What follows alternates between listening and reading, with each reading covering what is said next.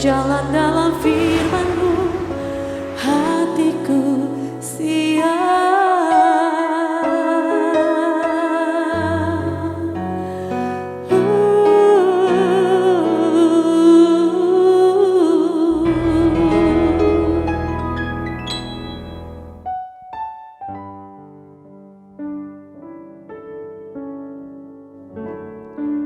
Salam, kan lover yang dikasihi Tuhan Yesus. Kita sangat bersyukur karena Tuhan senantiasa memberkati kita. Dan tidak hanya memberkati kita, Tuhan ingin kita bahkan menjadi berkat bagi orang lain. Puji Tuhan kalau sepanjang hari ini hidup kita tidak hanya diberkati Tuhan, tapi juga jadi berkat bagi orang-orang lain. Dan malam hari ini saatnya kita mempersembahkan korban syukur kita yang terbaik di hadapannya, mengingat semua berkat-berkat yang Tuhan sudah berikan. Dan Tuhan juga tahu bahwa kita mungkin sedang mengalami masalah, beban berat. Tapi percaya di dalam Tuhan selalu ada jalan keluar, di dalam Tuhan selalu ada pertolongan. Bahkan Tuhan Yesus juga berkata kepada kita, "Marilah kepadaku semua yang letih lesu dan berbeban berat, aku memberikan kelegaan kepadamu." Puji Tuhan, mari kita hampiri Dia dan nikmati hadiratnya yang memberi kelegaan dan damai sejahtera itu. Kita bersatu dalam doa. Bapa di surga, kami bersyukur, kami bersuka cita karena kami adalah orang-orang yang diberkati Tuhan, orang-orang yang dikasihi Tuhan. Kami melewati semua perjalanan hidup kami dengan sebuah keindahan, sebuah kepastian sebagai orang-orang yang diberkati Tuhan. Kami juga bersyukur karena kami juga dipakai Tuhan menjadi saluran berkat bagi orang lain. Bapa di surga, saat ini kami ingin berikan korban syukur kami yang terbaik kepadamu melalui pujian penyembahan kami, melalui doa-doa kami. Dan Engkau berbicara kepada kami Tuhan untuk kembali mengarahkan, untuk kembali memberi kami tuntunan supaya kami bisa semakin mengerti apa yang harus kami lakukan dalam perjalanan hidup kami. Kami percaya ketika kami ada dalam hadirat Tuhan, maka beban kami terlepas, kami mengalami kelegaan, kami mengalami damai sejahtera dan sukacita yang dari Tuhan. Pertolongan Tuhan kami alami karena Engkau Allah yang Maha Kuasa sanggup mengerjakan segala perkara dalam kehidupan kami. Terpuji namamu dalam nama Tuhan Yesus Kristus. Amin. Lebih luas dari samudra kebaikan-Mu Bapa takkan habis di hidupku, lebih tinggi dari cakrawala, tak terbatas kasih-Mu. Sungguh ku bersyukur. Haleluya. Semusim berlalu, namun Kau selalu peliharaku. Kasih dan setia-Mu tak pernah layu di hidup. Katakan sekali lagi, semusim berlalu, namun Kau selalu peliharaku.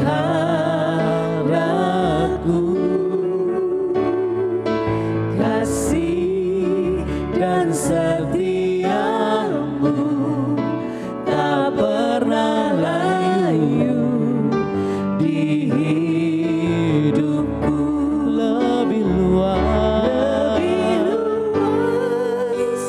dari samudra kebaikan-Mu Bapa takkan habis di hidupku, lebih tinggi dari cakrawala,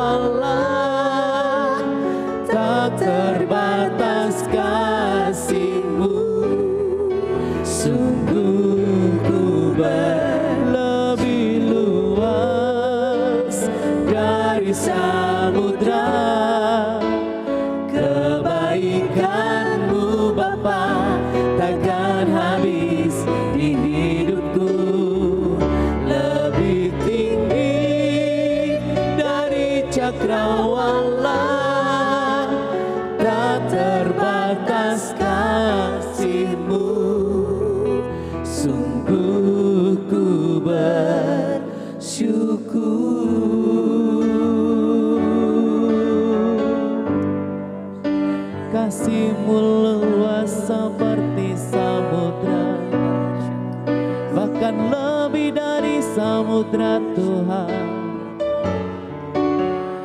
Tak terbatas kasih-Mu dalam hidup kami, sebab kami perlu Kau Tuhan, sebab kami butuh Engkau Yesus. Haleluya, Kau yang layak disembah, Kau yang layak diagungkan Yesus. Sebab Kau mulia, sebab Kau mulia, bagi Engkau segala pujian Tuhan. Haleluya, Yesus. Bagi Dia segala pujian, hormat serta syukur kekal selamanya. Bagi Dia segala pujian, hormat serta syukur selama-lamanya.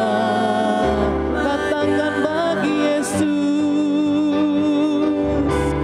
bagi Yesus segala pujian, hormat serta syukur kekal selamanya.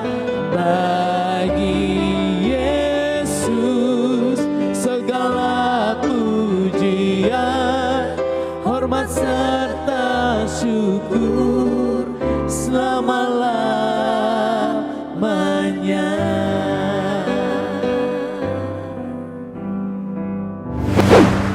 Segala puji hormat hanya bagi Tuhan kita selama-lamanya. Amin. Saudara-saudara yang dikasihi oleh Tuhan Yesus, kita semua sebagai orang Kristen pasti tahu kebenaran bahwa terlebih baik, terlebih bahagia kalau kita itu memberi daripada menerima. Ini sebuah nilai hidup Kristen yang sangat istimewa sekali. Karena kasih kita itu akan didewasakan ketika kita mau berbagi, ketika kita memberi. Kita semakin meningkat dalam kualitas kasih kita, karakter kasih kita. Dan kita tahu karakter kasih itu adalah sifat dasar bahkan Tuhan sendiri, karena Allah adalah kasih. Kita akan berbahagia, tetapi realita kadang-kadang berbicara lain, karena banyak orang Kristen, termasuk kita yang di sini, mungkin kalau ditanya lebih senang memberi atau menerima, kita pasti kalau boleh menerima dulu. Menerima gitu. Menerima bukan memberi. Memang kita senang ya, menerima itu ada perasaan senang karena kita mungkin merasa dihargai, kita merasa diberi apresiasi, diberi perhatian, diberi kasih sayang. Tetapi kalau hanya menerima terus, proses pendewasaan karakter kasih dalam diri kita tidak bertumbuh dengan baik gitu.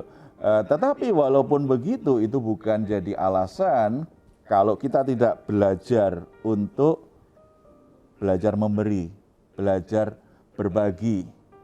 Kita tidak boleh menjadi orang yang hanya fokus pada diri kita.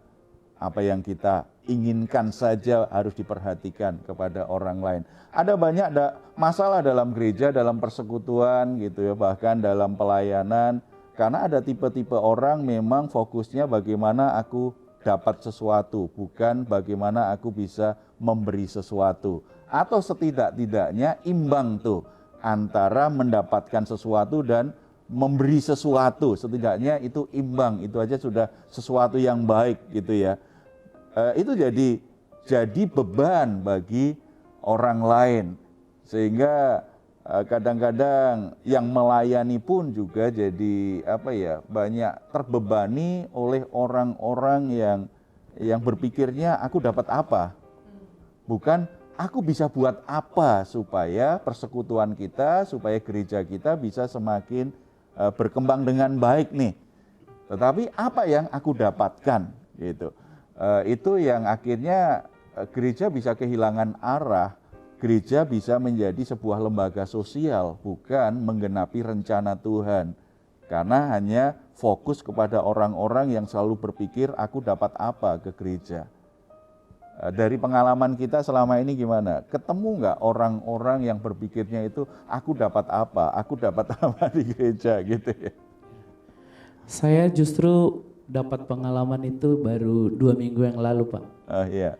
Ya itu saudara sih, sepupu gitu. Jadi tiba-tiba dia nelfon, dan kayaknya Kak Keti juga pernah aku cerita sama Kak Keti tuh, oh, siapa tuh yang nelfon gitu? Oh ini sepupu gitu.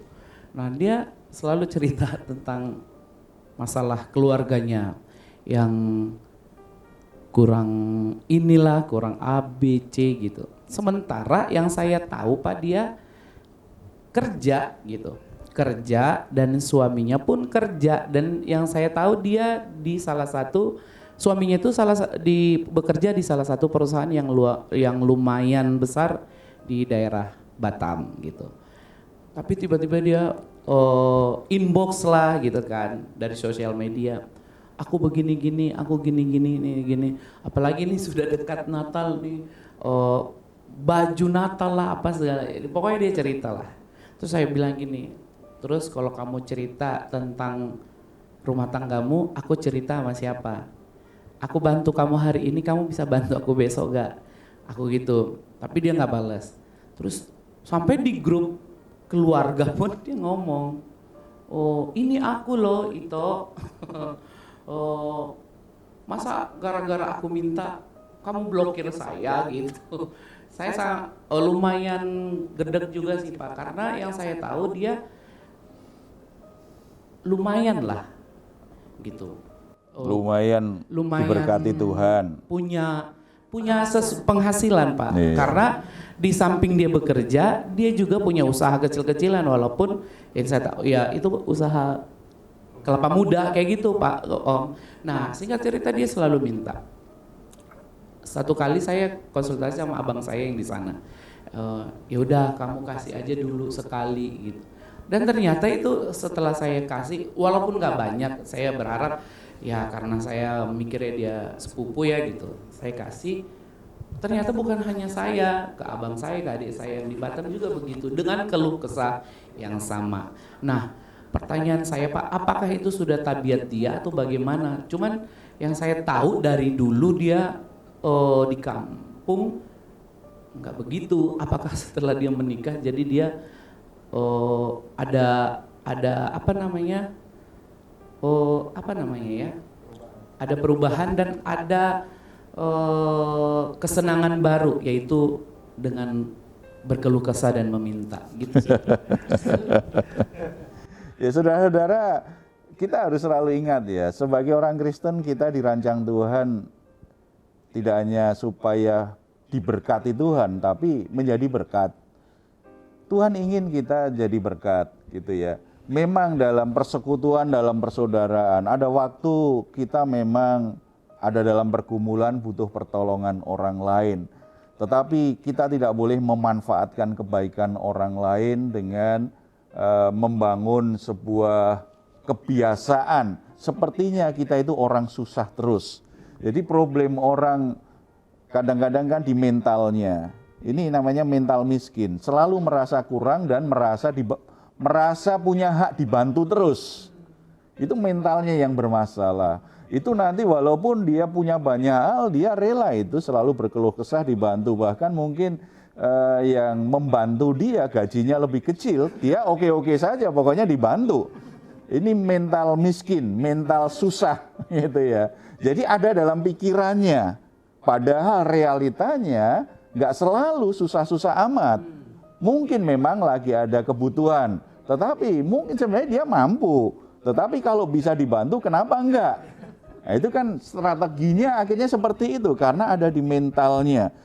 Tetapi sebagai orang Kristen, kita itu harus membangun mental orang yang diberkati Tuhan. Bahkan kadang-kadang kita punya pergumulan pun harusnya kan kita sungkan loh minta tolong orang itu, cerita gitu ya. Kita hanya sebatas kita berkata, tolong doakan aku ya, aku sedang dalam pergumulan.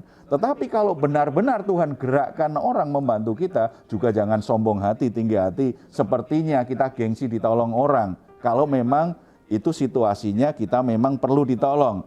Tetapi yang kita ingin bahas saat ini adalah ada banyak orang punya mental miskin tadi, jadi merasa punya hak selalu dibantu. Bahkan sebenarnya dia bisa menolong masalahnya, kalau bisa ya orang lain yang mengurus dia, yang membiayai, dia nggak perlu keluar duit, masalahnya selesai. Itu artinya jadi beban bagi orang lain. Masalahnya selalu dibawa kepada orang lain dan berharap orang lain yang menyelesaikan masalahnya. Ini kan mental pecundang, mental orang miskin, mental orang kalah. Sementara kita ini adalah orang-orang yang diposisikan Tuhan untuk diberkati Tuhan sebagai orang yang lebih dari pemenang. Kita perlu mempelajari kebenaran ini supaya kita bisa berubah, karena memang kalau ngikutin kesenangan kan kita memang seneng ya, lebih seneng diberi daripada memberi. Lebih senang kita menerima daripada harus melepaskan, kan gitu kan. Tetapi ini bagian dari perubahan hidup kita sebagai orang Kristen. Sebab kalau mental kita masih seperti itu kan akhirnya Tuhan berkati hanya untuk kita pakai sendiri. Padahal Tuhan berkati supaya kita bisa mempermuliakan Tuhan lewat harta kita, mempermuliakan Tuhan lewat keuangan yang Tuhan berikan kepada kita kan.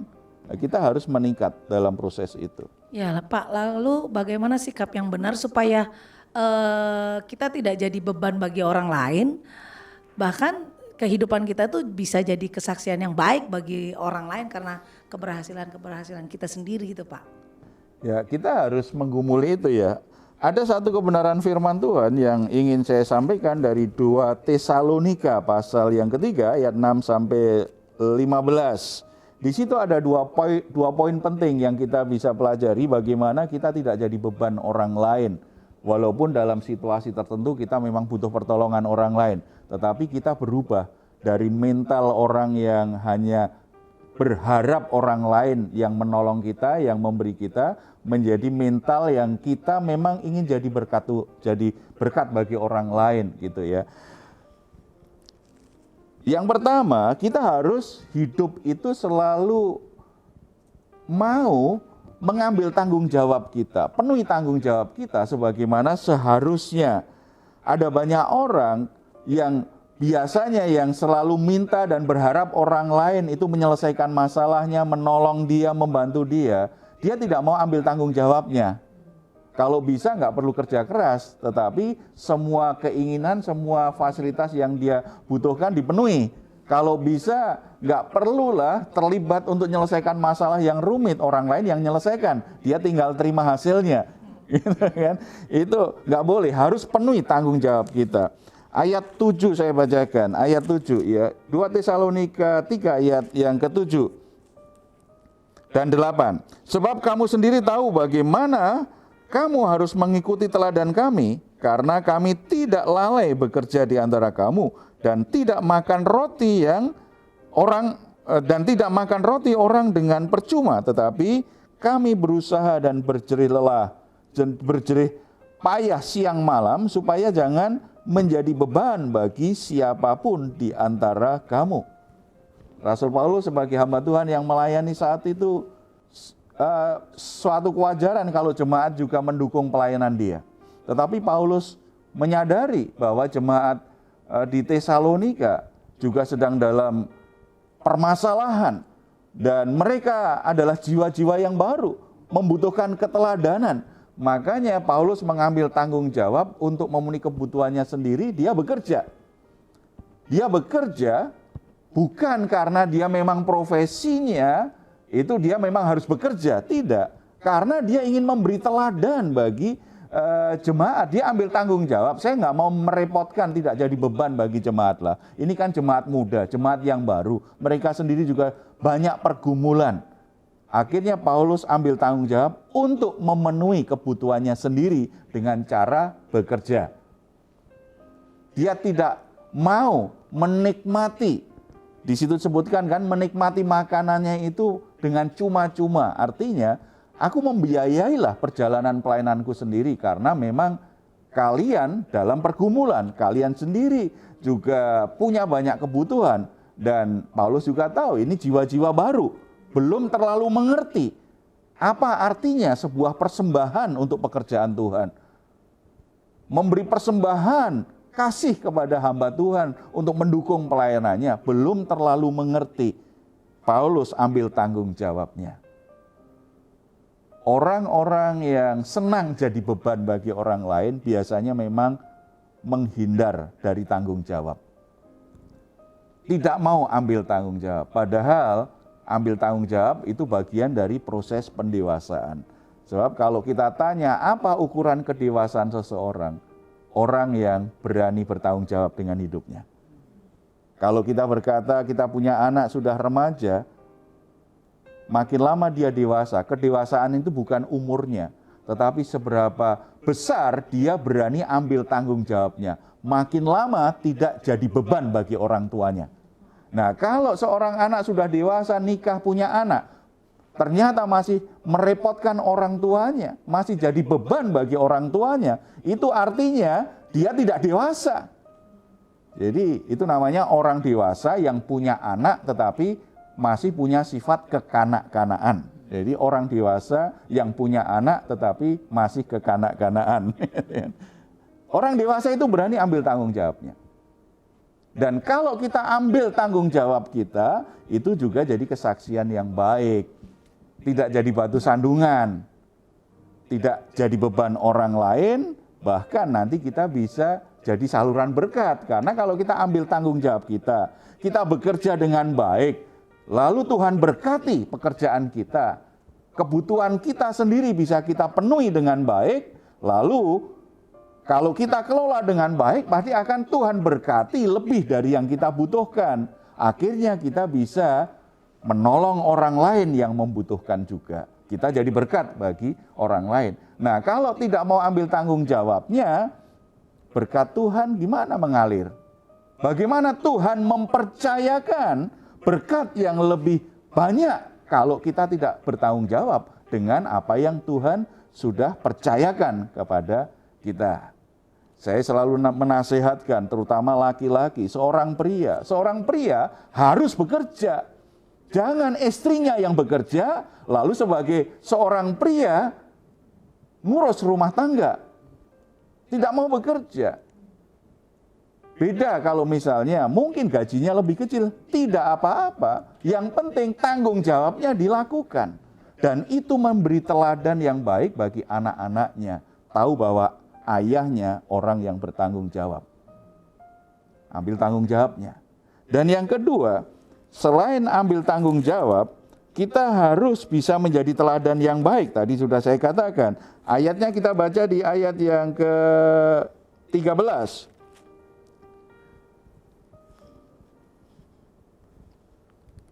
Dan kamu saudara-saudara, janganlah jemu-jemu berbuat apa yang baik. Jangan jemu-jemu berbuat apa yang baik. Kalau kita ingin jadi teladan, melakukan kebaikan itu jangan bosan-bosan tadi. Kalau lakukan tanggung jawab, jangan bosan-bosan, karena itu kan sesuatu yang baik. Perbuatan baik yang paling baik menurut saya, kita lakukan kebaikan sesuai dengan tanggung jawab kita. Kalau kita lakukan kebaikan yang tidak sesuai tanggung jawab kita, walaupun itu baik secara sosial, tetapi sebenarnya nggak baik. Misalnya, saya membiayai sekolah anak-anak, itu kan baik. Cuma pertanyaannya, anak siapa itu? Kalau yang saya biayai anak tetangga, sementara saya tidak urus anak saya sendiri, kan tidak baik. Saya harus prioritas urus anak saya dulu, biayai anak saya dulu. Nah, kalau ternyata saya terbeban dengan anak tetangga yang kelihatannya kesulitan nggak bisa sekolah nih, masih ada berkat yang saya bisa sisihkan untuk menolong dia, itu baik. Tetapi saya menjadi seorang ayah nggak baik, anak tetangga saya urus, anak sendiri nggak diurus, tambah nggak baik, istri orang lain diurus, istri sendiri nggak diurus, semakin tidak baik, gitu kan? Tidak, iya, buka cabang ya Pak ya. Kita harus jadi teladan yang baik, lakukan kebaikan, jangan bosan-bosan dan sesuai dengan tanggung jawab kita. Prioritas tanggung jawab kita dulu. Setelah itu orang lain. Karena seperti yang Tuhan ajarkan juga kan, berbuat baik kepada saudaramu baru kepada orang lain. Maksudnya kepada orang yang jadi tanggung jawabmu dulu, orang yang terdekatmu dulu, lalu orang lain lakukan. Jadi teladan. Keteladanan itu akan membuat kita akhirnya, karena kita tadi bertanggung jawab, kita jadi teladan yang baik, kehadiran kita tidak jadi beban bagi keluarga kita, tidak jadi beban bagi persekutuan kita, tidak jadi beban bagi gereja kita, tidak jadi beban juga di perusahaan di mana kita bekerja, tetapi kehadiran kita itu menjadi berkat. Karena kita ada, maka pekerjaan kita suasananya jadi positif, jadi baik, kinerjanya jadi baik. Karena kita ada di gereja, suasana gereja jadi positif, jadi baik. Karena kita ambil bagian dalam pelayanan di gereja jadi baik, tidak jadi beban, tidak jadi masalah. Itu yang Tuhan inginkan, selalu jadi berkat. Semangatnya memberi, semangatnya jadi berkat. Kalau kita bisa seperti itu, nama Tuhan dimuliakan. Dan hidup kita menyenangkan Tuhan dan menyenangkan orang-orang di sekitar kita. Mari kita bersatu dalam doa. Bapa di surga, kami bersyukur karena hidup kami dalam rancangan Tuhan luar biasa sekali. Tuhan merancang kami menjadi pribadi-pribadi yang memancarkan kemuliaan Tuhan. Tuhan senantiasa memberkati kami dan menaruh benih di tangan kami untuk kami tabur, untuk membawa kemuliaan bagi nama Tuhan. Melalui hidup kami, orang bisa menyaksikan bagaimana karya Tuhan yang ajaib memberkati kami. Orang juga bisa terberkati karena kami juga ada kerelaan untuk melepas sebagian berkat yang Tuhan berikan untuk jadi berkat bagi orang lain. Ada banyak orang yang ditolong, ada banyak orang yang mengalami jawaban Tuhan atas pergumulan-pergumulan mereka. Karena kami tidak menahan berkat, kami menabur berkat. Kami menjadi alat Tuhan, menjadi saluran berkat bagi orang lain. Terima kasih Bapa di surga. Ini sungguh anugerah yang besar. Bapa di surga, Tuhan berkati anak-anak muda, Tuhan berkati para pria, para suami, kepala keluarga, supaya mereka berani mengambil tanggung jawabnya, memenuhi tanggung jawabnya dengan baik, sehingga mereka akan menjadi saluran berkat. Semua pekerjaan mereka Tuhan berkati, dan akhirnya mereka menjadi saluran berkat. Para suami, para kepala keluarga boleh menjadi saluran berkat yang baik bagi istri dan anak-anaknya. Para pemimpin bisa menjadi saluran berkat bagi orang-orang yang dipimpinnya. Demikian juga hamba-hamba Tuhan menjadi saluran berkat bagi jemaat yang dilayaninya. Karena mereka semua mau mengambil tanggung jawabnya dengan baik, mengerjakan tanggung jawabnya dengan baik, dan hidupnya menjadi teladan akan kebaikan Tuhan itu. Terima kasih Bapa di surga. Tuhan pulihkan pernikahan dan rumah tangga anak-anak-Mu, supaya selalu ada berkat di rumah mereka. Karena kepala keluarga, karena orang tua juga memenuhi tanggung jawabnya dengan benar. Tuhan pulihkan pekerjaan anak-anak-Mu, usaha anak-anak-Mu, bisnis anak-anak-Mu, karena mereka mengerjakan tanggung jawabnya dengan cara yang benar. Dan setiap anak-anak-Mu yang bekerja, biarlah tidak hanya fokus apa yang kami dapat, tetapi fokusnya berkat apa yang boleh Tuhan berikan dan bisa aku bagikan kepada orang lain juga. Terima kasih Bapa di surga. Tuhan berkati kota di mana kami tinggal, lingkungan di mana kami tinggal. Tuhan berikan berkat-Mu, Tuhan limpahi dengan damai sejahtera-Mu. Di mana kami tinggal ada damai sejahtera Tuhan, ada bersama-sama dengan kami. Demikian juga bangsa dan negara kami. Tuhan terus berkati, Tuhan berikan damai sejahtera, sehingga umat-Mu dengan sukacita bisa beribadah dengan baik. Amen. Dan bisa menjadi saluran berkat. Amen. Bagi masyarakat di mana kami tinggal. Terpuji namamu dalam nama Tuhan Yesus. Amin. Saudara-saudara yang dikasihi oleh Tuhan, luar biasa karena kita adalah orang-orang yang diberkati. Oleh sebab itu, di hati kita, dalam pikiran kita selalu ada semangat keinginan bagaimana aku bisa jadi berkat, bagaimana aku tidak jadi beban bagi orang lain. Ambil tanggung jawabmu, jadi teladan supaya Tuhan terus mempercayakan berkat-berkat yang indah dalam hidupmu. Kalau saudara-saudara memiliki pergumulan-pergumulan, apalagi yang terlalu berat untuk ditanggung sendiri, saudara membutuhkan dukungan doa. Saudara silahkan menuliskan dan menghubungi nomor telepon yang tertulis di layar saudara. Tim doa kami akan berdoa bagi saudara semua supaya Tuhan memberkati, Tuhan menolong dan melimpahkan anugerah-Nya secara luar biasa. Kalau saudara-saudara ada usul, ada komentar, atau ingin sharing, silahkan menuliskannya di ruang komentar channel Diaspora TV. Kami tunggu. Mazmur 4 ayat 8-9. Engkau telah memberikan sukacita kepadaku lebih banyak daripada mereka ketika mereka kelimpahan gandum dan anggur. Dengan tentram aku mau membaringkan diri lalu segera tidur, sebab hanya Engkaulah ya Tuhan yang membiarkan aku diam dengan aman. Puji Tuhan, selamat malam, selamat beristirahat. Tuhan Yesus memberkati kita semuanya. Salam. Bagi